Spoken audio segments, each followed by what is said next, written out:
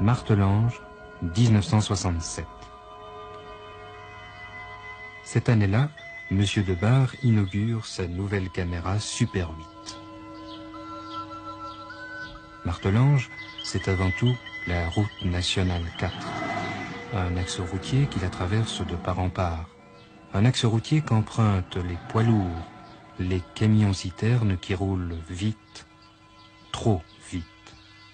Dans son jardin, M. Debar ne se doutait pas qu'il serait le seul témoin à filmer ce qu'on appellera la catastrophe de Martelange. Les stations-service sont nombreuses. Ici, l'essence a la réputation d'être toujours moins chère qu'ailleurs. Voici la terrasse d'où M. Debar filmera la catastrophe. Séparé du Grand-Duché par la Sûre, Martelange est pour les automobilistes un lieu de halte sur la route des vacances. C'est à quelques centaines de mètres d'ici qu'un camion transportant 40 000 litres de gaz liquide va exploser.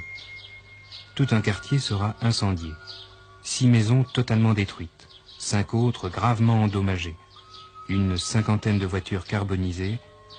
L'accident fera de nombreux blessés, une vingtaine de morts. Le dimanche 20 août 1967, la kermesse bat son plein. Il fait chaud. Toute la population est dehors.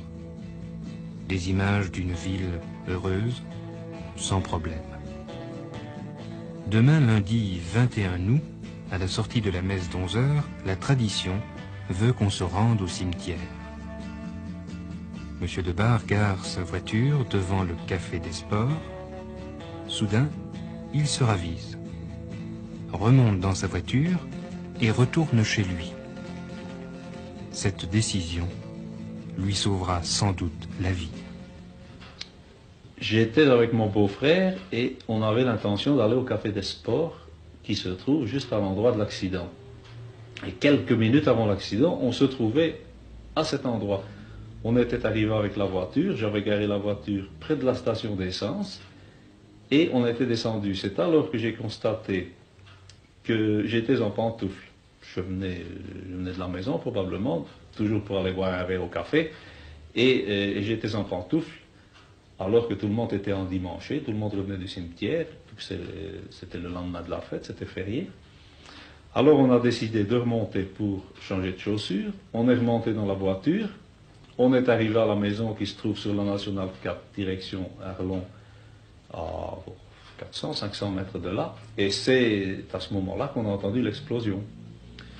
On est redescendu immédiatement, ce qui nous a permis d'arriver dans les premiers sur place, et comme j'avais la caméra dans le coffre, j'ai commencé à filmer presque immédiatement. On peut dire que j'ai eu beaucoup de chance ce jour-là, parce que j'aurais pu très bien être sur place encore au moment de l'accident, peut-être dans le café, mais peut-être aussi sur la route, alors c'était terminé. Je suis arrivé là très rapidement par après, et comme tous les autres témoins d'ailleurs, on ne savait pas ce qui s'était passé. On ne le savait pas, pourquoi? Parce qu'il n'y avait rien. Il y avait des dégâts sur la route, tout brûlait, d'accord, et il y avait un train de pneus, il y avait 2 roues, 4 roues, je crois, là au milieu, mais plus rien. On a cru longtemps que c'était un avion qui était tombé, parce que certains avaient probablement vu la citerne du camion qui partait en vol plané à 300 mètres de là. Ce n'est que par après, avec l'un ou l'autre, qui avait quand même aperçu quelque chose, qu'on a su que c'était un camion qui avait explosé.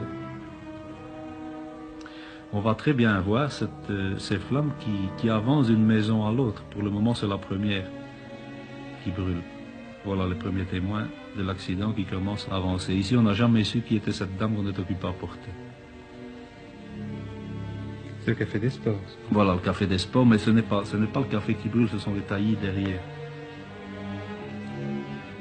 Voilà, ici c'est un gros plan de la station, on voit la fumée noire. C'est l'explosion de la citerne de mazout, ça. On commence à organiser les secours.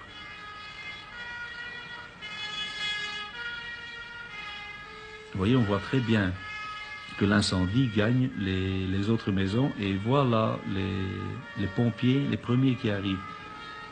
On est à peu près un quart d'heure, 20 minutes après l'explosion en ce moment-là. On voit toujours la fumée noire du mazout. Et les pompiers vont mettre leur lance en action en prenant l'eau dans la sûre.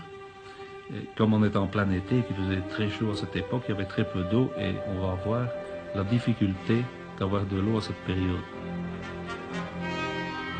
Au début, on a eu très difficile. Voilà les premières lances en action et le jet va diminuer à cause du manque de puissance.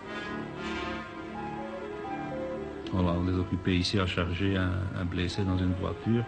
On est au poste de douane, on voit d'ailleurs un douanier, je crois, sur le coin. Là. Quant à l'incendie, oui, il y a eu une accalmie, mais le feu continue et il va d'ailleurs arriver à la dernière maison. Maintenant, il est à l'avant-dernière. La dernière, qui était la maison des docteurs, va brûler, enfin le toit va brûler également. Voilà, là on est à droite, on voit là-bas dans le fond l'hôtel Martineau qui brûle.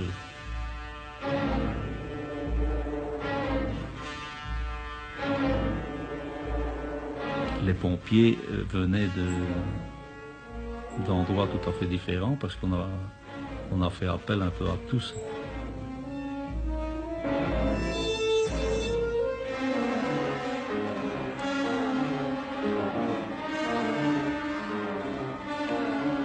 Voilà encore un camion et voilà les premiers blessés qu'on est occupé à transporter. Au début, on ne les voyait pas, j'ai même cru qu'il n'y avait pas de victimes lors de cet accident, parce qu'on ne voyait rien. Il y a d'ailleurs eu beaucoup de blessés qui sont retournés chez eux par leurs propres moyens. Et il y en a quand même eu quelques-uns qui sont restés sur place, c'est-à-dire ceux qui étaient vraiment près du pont au moment de l'explosion. Alors à cet instant, je crois que les pompiers parviennent à être maîtres du feu. Maintenant, je remonte vers Arlon. Et on voit ainsi de loin ce que ça donnait. Ça, ce sont les vues prises le lendemain matin et ce qui reste des ruines. Voilà l'ancienne gare qui est maintenant abattue. Voilà le café des sports, où les gouttières de ce café ont complètement fondu. Il n'y avait plus que les attaches. Tout le zinc a fondu pour vous dire la chaleur de cette explosion. Certaines mesures ont été prises dans le village, c'est-à-dire la procession ne passe plus. On a fait une deuxième entrée au cimetière, ce qui permet d'arriver par l'intérieur du village. Mais le problème est toujours là, avec la Nationale 4, qui est toujours aussi dangereuse qu'avant. À ces victimes-là, on peut encore en ajouter un tas d'autres, car depuis 1967, ça n'a pas arrêté. Il faut croire qu'il n'y a pas encore assez de victimes parce qu'il y a encore des inconscients qui sont occupés à saboter le projet de contournement.